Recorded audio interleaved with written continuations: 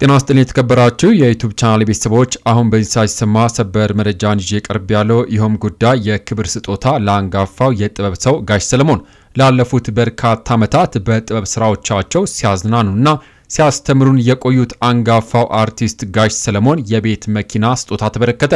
ወጣቱ ቲክቶከር አዱናይ ጋሽ ሰለሞን ያሉባቸውን የትራንስፖርት ችግሮች በመመልከት በማህበራዊ ሚዲያ የጀመረው የመኪና ቻሌንጅ ወይም ደግሞ ካር ቻሌንጅ ስኬታማ በሆነ መልኩ ተጠናቋል። ለዚህ ጥሪ ፈጣን ምላሽ የሰጠው ብሩክ ሪል ስቴት ቃል በገባው መሰረት ዛሬ የመኪናውን ቁልፍ ለአንጋፋው አርቲስት አስረክቧል። በምረቃ ስነ ስርዓቱ ላይ ብሩክ ሪል ስቴት ለጥበብ ሰዎች ያለውን ክብር በተግባር አሳይቷል። ወጣቱ አዱናይ ለታላላቆች ያለውን አክብሮትና ተቆርቋሪነት ማሳየቱ ምስጋና ተችሮታል።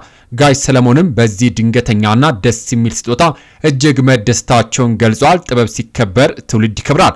ለብሩክ ሪል ስቴትና ለወጣት አዱናይ ምስጋና ይገባቸዋል። ለጋሽ ሰለሞን ደግሞ እንኳን ደስ አሎት እንላለን። ዘገባው የጉርሻ ፔጅ ነው።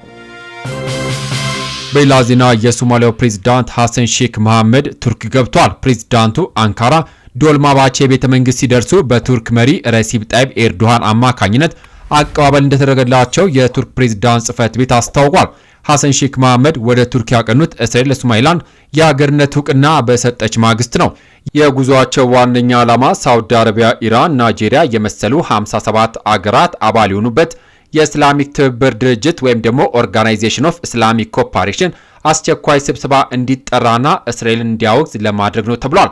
ከዚህ ውጪ በቀጠናው ተሰሚ የሆነችውና የሶማሊያን የባህር ጠረፍ እየጠበቀች የምትገኘው ቱርክ ውሳኔውን እንድትቃወም የእስራኤል ጦርም በሶማሊላንድ የጦር ቤዝ ያቋቁም ከሆነ እንድትከላከል ትብብር ለመጠየቅ ነው የሚሉ መረጃዎችም ወጥቷል።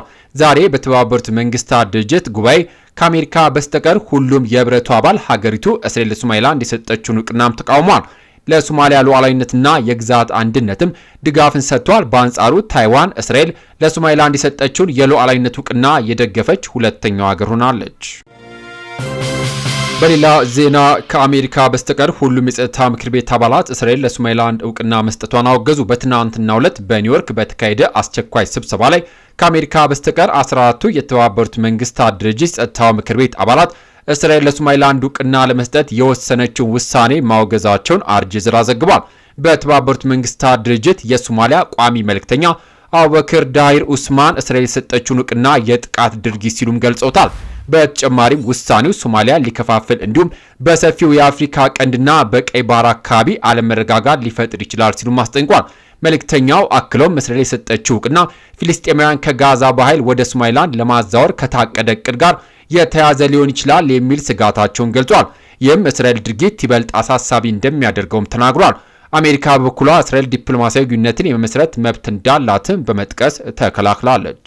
ቤተሰቦች ከዚህ በፊት በትሩዝ ኢትዮጵያ ቻናላችን የምታውቁም ቢሆንም አሁን ግን ባልታወቀ ምክንያት በብዙ ሺህ ተከታይ የነበረው ቻናላችን በመዘጋቱ ያዘንን ቢሆንም ግን በአዲስ መንፈስ በሌላ ቻናል ተመልሰናል። ሁላችሁም ይህንን ቻናል ሰብስክራይብ በማድረግ እንድትቀላቀሉኝ ሀሳብና አስተያየታችሁን ኮሜንት በማድረግ ድጋፋችሁ አይለየኝ ስል ከምስጋና ጋር በአክብሮት እየጠየኩኝ ለሰዓቱ ያስኩላችሁ ሰበር መረጃዎች እነዚህን ይመስሉ ነበረ። ከሰዓታት በኋላ በሌሎች በአዳዲስ መረጃ እስከምንገናኝ በያለንበት የዓለም ዳርቻ ቸር እንቆይ።